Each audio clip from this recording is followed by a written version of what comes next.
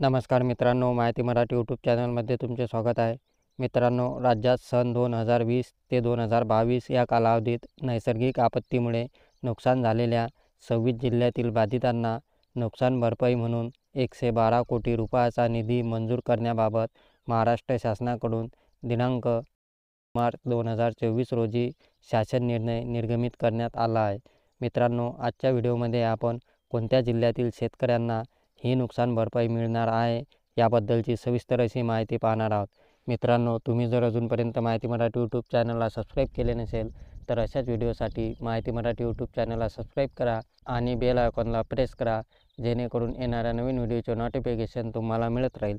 तर चला मित्रांनो, व्हिडिओला सुरुवात करूया. मित्रांनो, तुम्ही येथे बघू शकता दिनांक 27 मार्च 2024 रोजीचा हा शासन निर्णय आहे. यामध्ये सन 2020 ते 2022 या कालावधीत नैसर्गिक आपत्तीमुळे झालेल्या शेती पिकाच्या व इतर मालमत्तेच्या नुकसानीकरता बाधितांना मदत वाटप करण्यासाठी रुपये 112 कोटी एवढा निधी वितरित करण्यासाठी हा शासन निर्णय निर्गमित करण्यात आला आहे. मित्रांनो, तुम्ही येथे बघू शकता कोणत्या जिल्ह्यासाठी किती निधी मिळालेला आहे. येथे नुकसानीचा कालावधी, प्रस्तावाचा दिनांक, जिल्ह्याचे नाव, बाधित क्षेत्र आणि मिळालेला निधी अशी संपूर्ण माहिती येथे दिलेली आहे.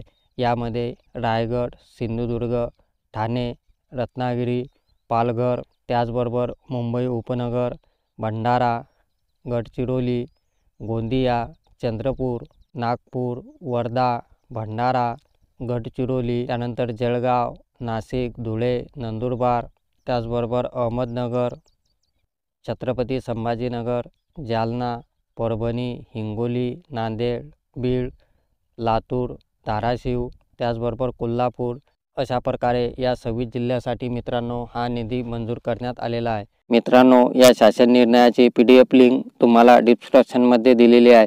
तेथून तुम्ही डाउनलोड करून हा शासन निर्णय पूर्णपणे पाहू शकता. मित्रांनो, अशाच व्हिडिओसाठी माहिती मराठी यूट्यूब चॅनलला सबस्क्राईब करा